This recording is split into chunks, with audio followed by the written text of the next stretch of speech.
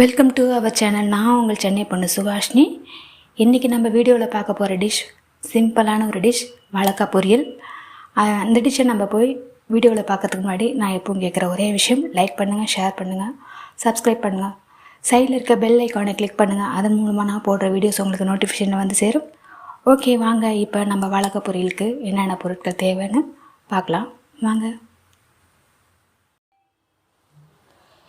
இன்றைக்கி நம்ம வீடியோவில் பார்க்க போகிற டிஷ்ஷு ரொம்ப சிம்பிளான டிஷ் தான், வாழைக்காய் பொரியல். அதுக்கு தேவையான பொருட்களை நம்ம பார்க்கலாம். நான் 2 வாழைக்காவை தோல் சீவி சின்னதாக கட் பண்ணி தண்ணியில் போட்டு வச்சுருக்கேன். அதுக்கு தாளிக்க என்னென்ன பொருட்கள் பார்த்துடலாம். கடுகு,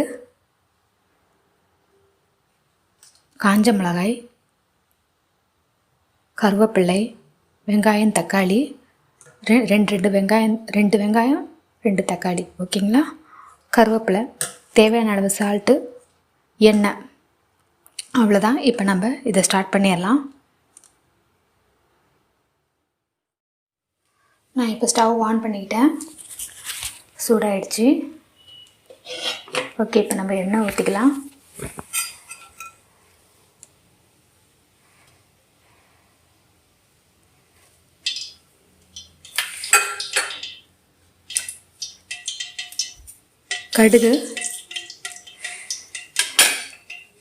கடுகு பொரிஞ்சோன்னா நம்ம கருவேப்பிலை போட்டு தாளிச்சிக்கலாம்.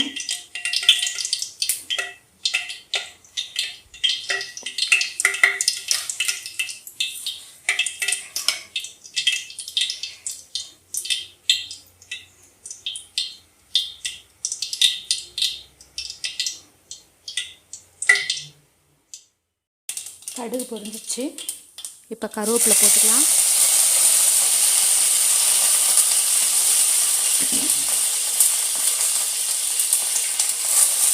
ஆனியன் போட்டுக்கலாம்.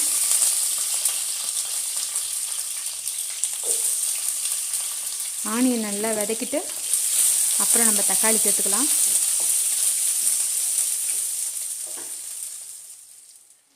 ஆனியன் வதங்கிடுச்சு, இப்போ நம்ம தக்காளி சேர்த்துக்கலாம்.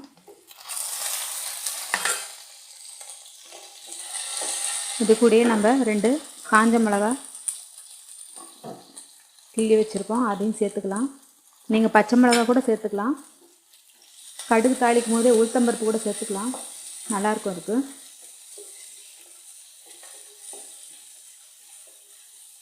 ஓகே, நல்லா வதங்கட்டும். வதங்கிடுச்சு. இப்போ நம்ம கட் பண்ணி வச்ச இந்த வாழைக்காவை இதில் ஆட் பண்ணிக்கலாம்.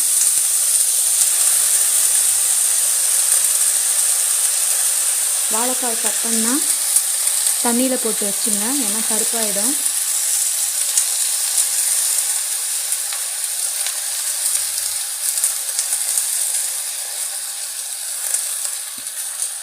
அவ்வளோதான். மஞ்சத்தூள் போட்டு சால்ட்டையும் அது கூடயும் ஆட் பண்ணிடலாம். அவ்வளோதான். தண்ணி ஊற்றி வச்சிடலாம்.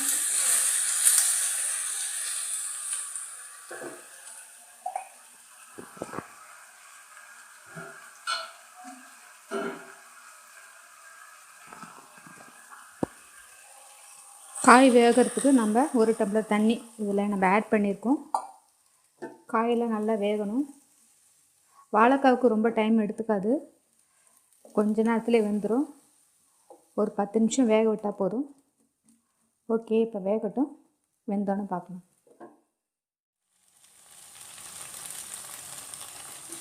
வாழைக்காய் நல்லா வதங்கிடுச்சு. நான் ஊற்றின தண்ணியெல்லாம் சுண்டி வாழைக்காய் நல்லா வந்துடுச்சு. பொரியல் ரெடி, வாழைக்காய் பொரியல். இப்போ நம்ம கடைசியாக எண்ணெய் கொஞ்சம் விட்டு கொஞ்சம் ஒரு பெரட்டி எடுத்துடலாம். அவ்வளோதான், வேலை முடிஞ்சுது. இது நம்ம காரக்குழம்புக்கு சைடிஷாக வச்சுக்கிட்டோம்னா ரொம்ப டேஸ்ட்டாக இருக்கும். ஓகே, ரெடி ஆகிடுச்சு.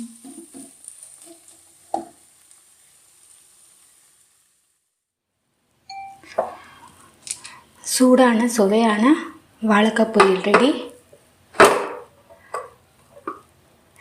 இந்த வீடியோ உங்களுக்கு ரொம்ப பிடிச்சிருந்துன்னா லைக் பண்ணுங்கள், ஷேர் பண்ணுங்கள். என்னோடய கமெண்ட் பாக்ஸில் உங்களோட கருத்துக்களை பதிவு பண்ணுங்கள். தேங்க்யூ ஃபார் வாட்சிங்.